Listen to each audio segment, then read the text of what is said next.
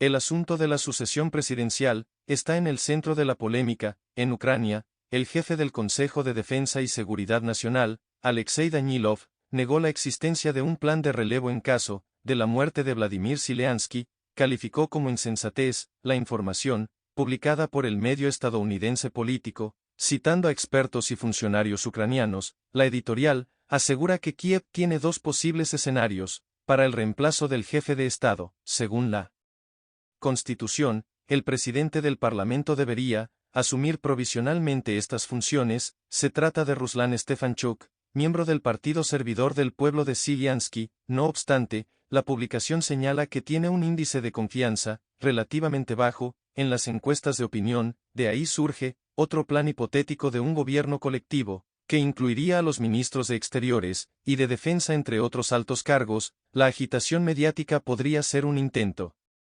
de preparar el terreno para cuestionar la permanencia de Zelensky en el poder. No descarto que ésta esté trascendido, cuya verdad es relativa. Como todos los asuntos de la guerra, lo primero que pierde veracidad es la realidad. Me parece que es una operación apuntada a poner en cuestión si Zelensky debe seguir gobernando Ucrania, o hay que buscar otra figura o un sistema colectivo, como se aduce en la noticia, y hay que para algunas fuentes occidentales, hay que encontrar la forma de sacarlo de circular un cambio, cuando en realidad el único cambio varidero sería un gobierno en Ucrania, desde Kiev, que acepte dialogar con las otras partes del conflicto, con la Federación de Rusia, y de esta manera, encontrar una salida política y pacífica. Desde Moscú, califican como una farsa en la reunión sobre Ucrania, que planea acoger a Arabia Saudita, en un intento de formar una coalición contra Rusia. Además, desde el Ministerio de Relaciones Exteriores señalan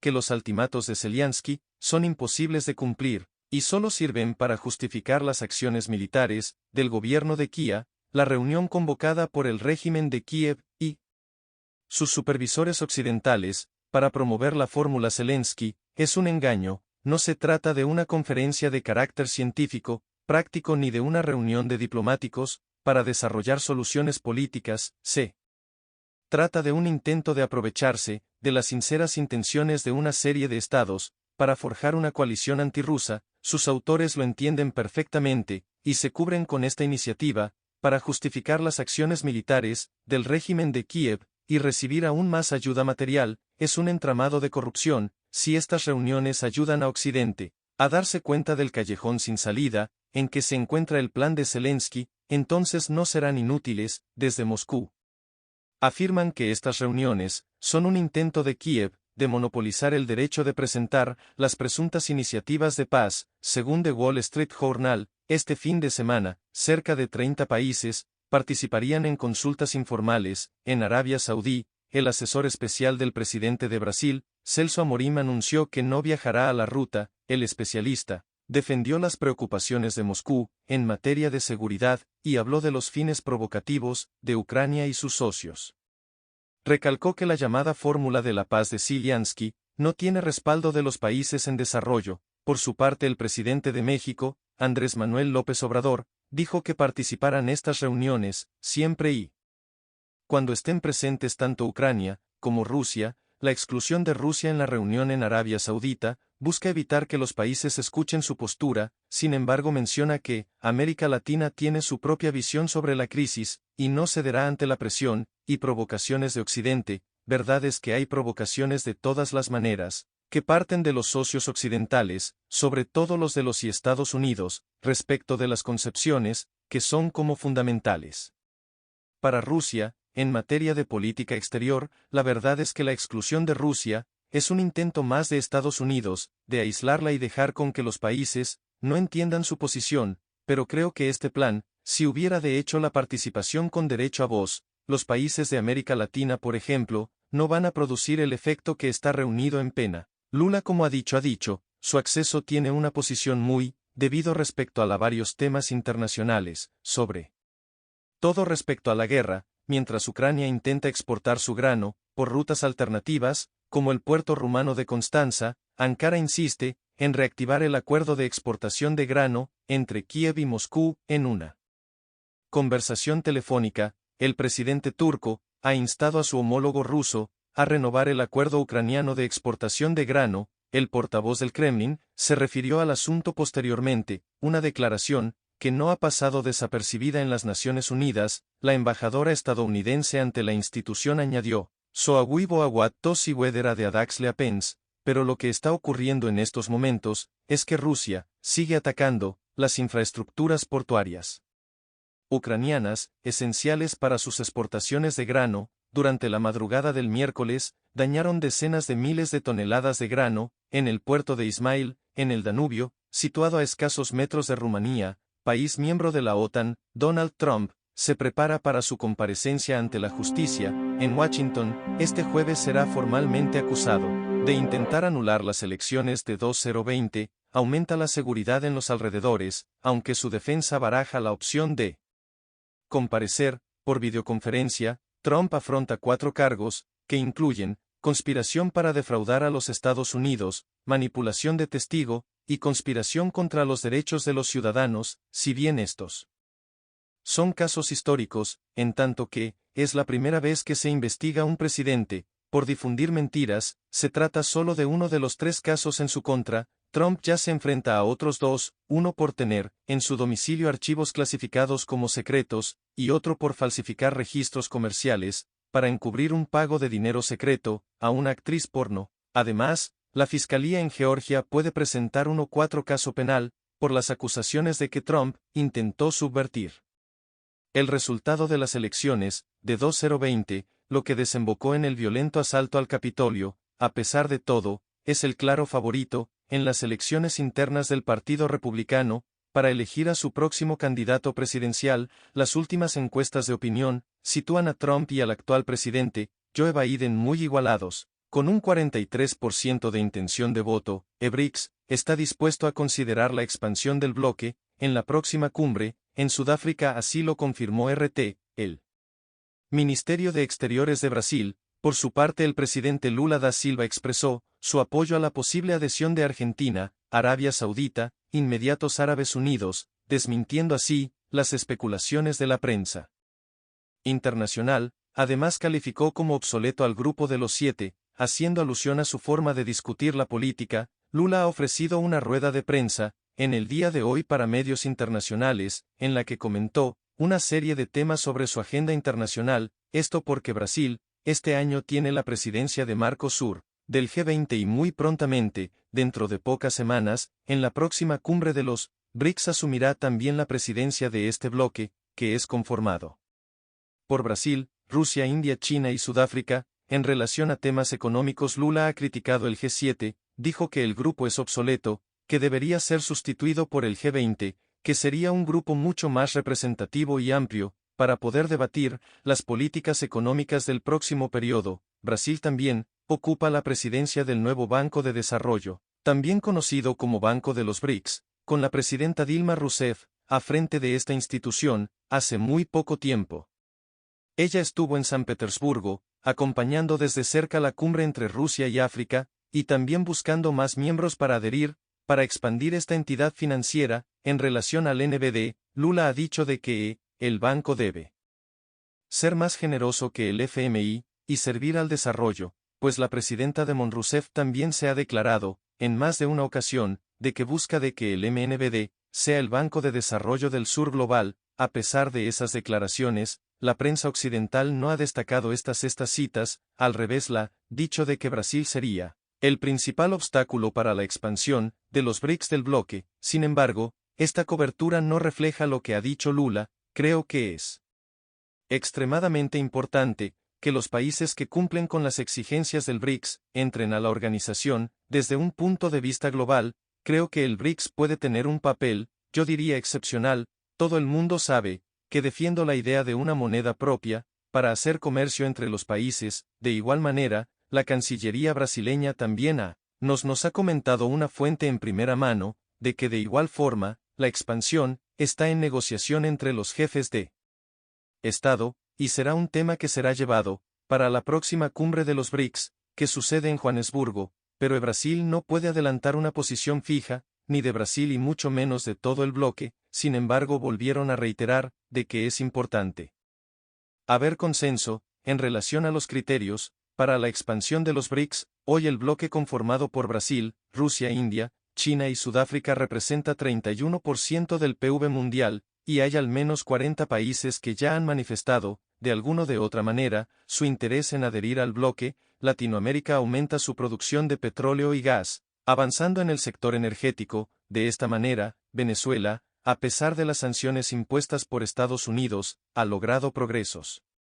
importantes en la producción del hidrocarburo. Por su parte, Brasil superó Emiratos Árabes Unidos, y en los próximos años, proyecta ser el cuarto mayor productor de petróleo en todo el mundo. Los ojos del mundo se posan en el potencial petrolero de América Latina, que pasó de ser la región con irreversible perspectiva de caída de su producción, a exponencial crecimiento de la misma, por una serie de factores, que también incluyen los geopolíticos. Los países latinoamericanos experimentan un crecimiento en su producción, en algo más del 9%, según la Asociación de Empresas de Petróleo, Gas y Energía Renovable de América Latina y el Caribe. Aquí, por ejemplo, es una medición desde febrero del 2022.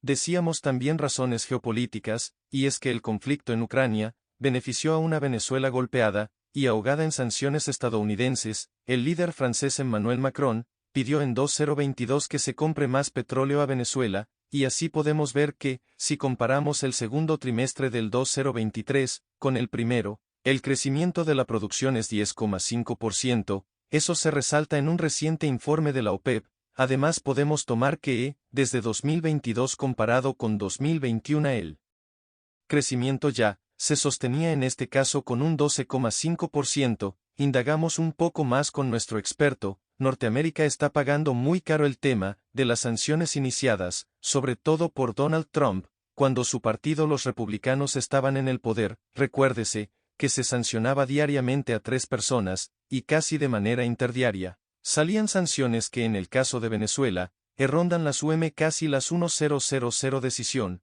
pero esto ahora, burocráticamente, ha enredado a los mismos Estados Unidos, los ha amarrado y ha buscado a las 1000 y una forma, e incluso llegar hasta escenario desesperado, de lograr detener el tema de las sanciones en contra de Venezuela, porque ha sido un proveedor seguro. Recordemos la distancia geográfica que hay entre Estados Unidos y Venezuela, la navegabilidad por el mar Caribe, y es una región muy importante, y es el paso también de varias áreas donde se transporta igualmente materia prima. Otro país que aporta al cimiento latinoamericano, en materia de hidrocarburos, es Brasil, que pasó de ser importador de combustibles a exportador de petróleo, con un crecimiento del 5% de su producción, y las proyecciones dicen que alcanzará el cuarto lugar de producción para los próximos años. Hoy por hoy, ya supera la producción de Emiratos Árabes Unidos, y también, el récord en producción se debe a la extracción en plataformas marítimas, entre otras estrategias. Ahora, si hablamos de Argentina, el crecimiento de producción, tan solo del nuevo Ocampo Vaca Muerta, pues se ubica en 29%, aumento anual. Esta medición en marzo de 2023, mientras que el dato nacional, si es que comparamos el primer trimestre del 2023, con el mismo periodo del 2022, observamos un crecimiento del 11%. De esta manera, los latinoamericanos marcan una nueva posición. Desde el ámbito económico, habrá que ver de qué forma logran cohesionarse.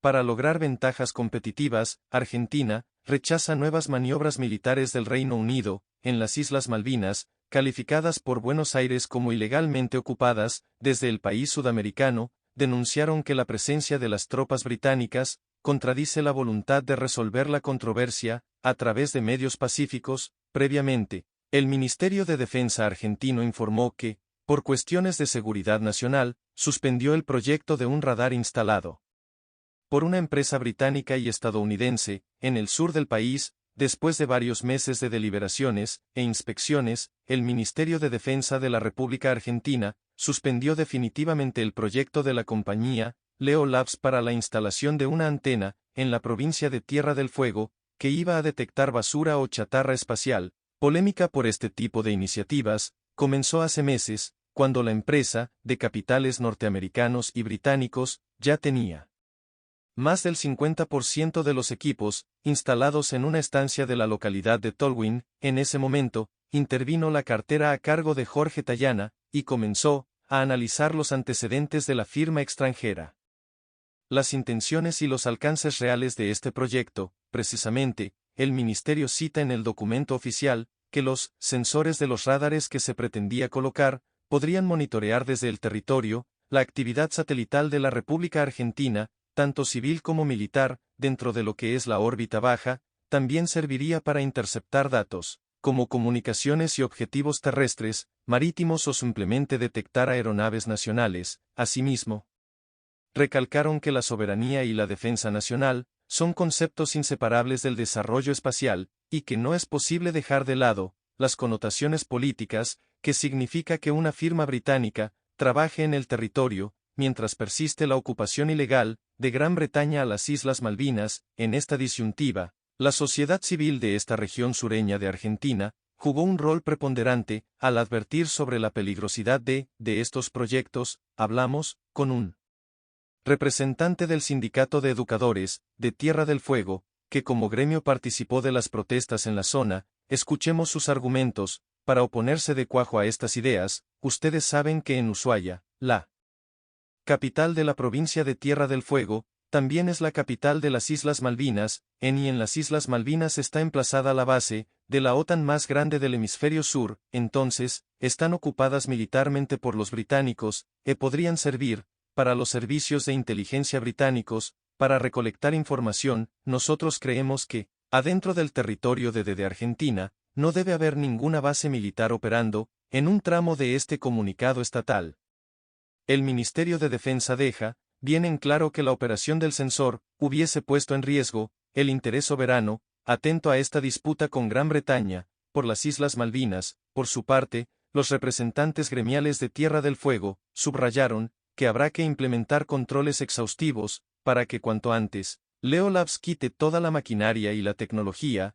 ya instalada en la estancia, el relincho. Y por otro lado, vale destacar que la Cancillería de la República Argentina rechazó, de forma categórica, la realización de recientes maniobras militares británicas en las islas. Desde el Ministerio de Relaciones Exteriores, afirmaron que estos actos constituyen un apartamiento de las resoluciones de Naciones Unidas, que urgen a las partes a reanudar el diálogo por la soberanía, instancias, recordemos, puestas arbitrariamente en 1982, luego de la guerra, que le costó la vida a más de 600 soldados argentinos, y más de 250 militares del Reino Unido. Organizaciones acusan a Estados Unidos de haber violado los derechos humanos de los migrantes de manera persistente. De acuerdo a informes, de cada 78 denuncias presentadas entre 2000-022, un 95% quedaron impunes. En paralelo, cifras del Gobierno de México revelan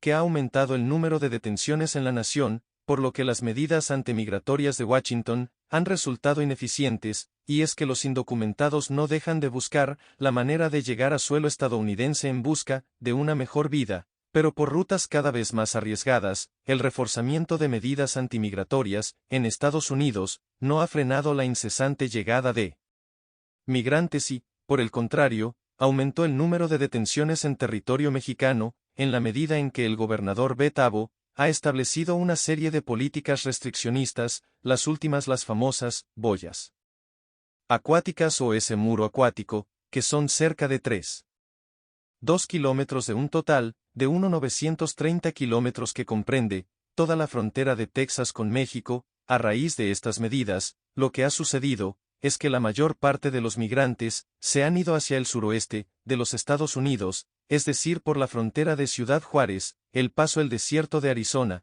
el Valle de Imperial, y la frontera entre Tijuana y San Diego. Es decir, se ha dado un reflujo, en la medida en que se ha fortalecido ese tipo de políticas. En el contexto actual, se registró un nuevo récord en la cifra de migrantes que cruzaron la selva del Darién, que conecta Centro y Sudamérica, como ruta migratoria hacia el norte de la región. Datos del gobierno de Panamá indican que, en los primeros 6 meses del año, el número de migrantes que cruzó por el país, a través de su frontera con Colombia, casi llegó a los 250.000, y estima que podría ascender hasta los 400.000 migrantes. El club a través de el Darién prácticamente son las personas que provienen del sur, por ejemplo, los venezolanos también que provienen del Caribe, como los haitianos y extracontinentales, que toman esta ruta y recordando que su objetivo primordial es llegar a los Estados Unidos de América, y un número menor a Canadá, por lo cual diría que realmente,